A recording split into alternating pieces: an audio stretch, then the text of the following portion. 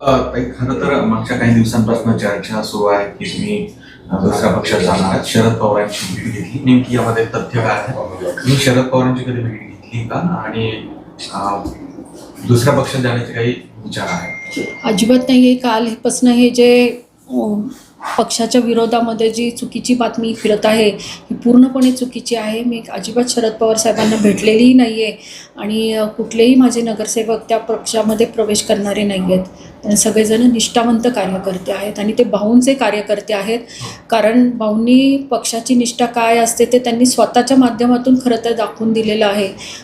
साहेब खूप आजारी असतानाही कार्डियॅक ॲम्ब्युलन्समधून त्यांनी मुंबईला जाऊन मतदान केलेलं होतं. एकदा नाही दोनदा जाऊन मतदान केलेलं होतं. त्यावरनं त्यांची पक्षाची काय निष्ठा होती आणि आमच्या सगळ्यांची पण काय निष्ठा आहे हे जाहीर होतं. पण मग अशा चर्चा रंगवण्यामागे नेमकं कोण असावं आणि त्यांना थेट उत्तर काय आहे तुमच्याकडे? मी जे कोणी हे केलेलं आहे, जो कोणी चॅनलवाला आहे त्यांनी हे केलं, जी विरोधात बातमी दिलेली आहे त्याच्यावरती नक्कीच हक्कभंगाची कारवाई करायचं मी आदेश देईन. पण विरोधकांकडनं ज्या पद्धतीने चर्चा रंगवल्या जातात हे कुणी मुद्दामून करताय असं वाटतंय का? यामध्ये विरोधकांचा नक्कीच कोणीतरी मुद्दाम अफवा पसरण्याचा प्रयत्न करतंय आणि या अफवा खरं तर पाण्याच्या बुडबुड्यासारख्या आहेत. त्या कालपासनं आहेत तर ते आता माझ्या या बाईटनंतर ते जातील असं. परंतु एकंदर बघितलं तर निवडणुका अगदी तोंडावर आलेल्या आहेत आणि अशा वेळेस घरातूनच तुम्हाला आव्हान आहे अशी चर्चा आहे. नवे शंकर जगतापांनी स्पष्टच केलं होतं की ते इच्छुक आहे. अशा परिस्थितीत तुमची नेमकी भूमिका काय? माझी भूमिका अशी असेल की पहिल्यांदा राष्ट्र, पक्ष आणि नंतर मी स्वतः. पक्ष ज्याच्या गळ्यामध्ये विजयाची माळ घालेल किंवा ज्यांना कुणाला तिकीट देईल तर मी त्यांचा मला स्वीकार आहे आणि त्यांच्या पाठीमागं मी उभी राहणार आहे. ज्या कुणालाही तिकीट भेटेल त्याच्या पाठीमागं पक्षनिष्ठा म्हणून मी प्रयत्न करतो. पण हा पूर्वीपासूनची भूमिका आहे का? कारण की तुमच्यात आणि शंकर जगतामध्ये वाद आहे या देखील बावड्यामधल्या काळात होत्या, त्यामध्ये काय नाही, अजिबात तथ्य नाही आहे. काहीसुद्धा आम्ही एकत्र कुटुंब आहोत, एका घरामध्ये आम्ही राहतो. त्याच्यामुळे हे असं कुणीतरी माझ्याही निवडणुकीच्या वेळेला असंच सगळ्यांनी पेरलं होतं की त्यांचं की घरामध्ये वाद आहे. असा वाद तेव्हाही नव्हता, आत्ताही नाही आहे.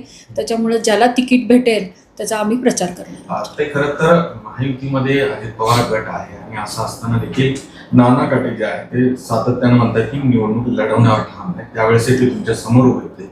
त्यांचं एकंदरीत आव्हान तुम्ही मांडता का? काय कसं बघताय त्यांच्या आव्हानाकडे? हे बघा, त्यांना त्यांच्या कुठल्या पक्षामध्ये जायचं हे त्यांनी ठरवलं पाहिजे. आपण कुठल्या पक्षात होतो आणि कुठल्या पक्षात चाललो हे त्यांचं मत आहे. त्यामुळं त्यांचं तर आव्हान मला नाही असं वाटत की खूप मोठं जड आव्हान असेल.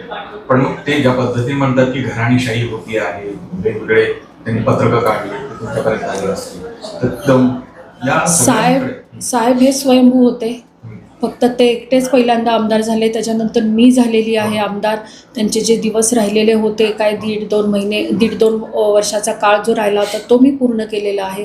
त्याच्यामुळं अशी कुठंही आपल्या इथं असंच आहे की पक्षामध्ये असं चालतं की जर का कुणी गेलं घरातलं वगैरे, म्हणजे जर का पती गेले तर पहिल्यांदा त्यांच्या पत्नीलाच विचारण्यात येतं. त्याप्रमाणे मला पहिल्यांदा विचारलं आणि मला जे तिकीट भाजपने देऊन मला निवडूनही आणलं त्याबद्दल आम्ही भाजपचे सर्व जगताप कुटुंबीय ऋणी आहोत. अगदी शेवटचा पक्षामध्ये जी काय गटबाजी दिसते, खरं तर भाऊंनी अनेकांना उभं केलं मोठ्या पदांवर बसून आणि आता त्या पद्धतीनं त्यांच्याकडनं जे वक्तव्य येतात त्या सगळ्या वक्तव्य बघून तुम्हाला दुःख होतं का? त्यांच्यावर कारवाई केली जावी असं तुम्हाला वाटते का? नाही, अजिबात नाही. गटबाजीचं कारण आहे असं वाटतं? गटबाजीचं कारण काही नाही आहे. आमचे जे नगरसेवक आहेत ते अगदी पक्के जे आहेत भाऊंचे ते सर्वजण आमच्याबरोबर आहेत, म्हणजे पक्षाच्या बरोबर आहेत. त्यामुळं असं कुणी काही हे केलेलं तर हे चुकीचं कुणीतरी विरोधक हे पेरत आहेत.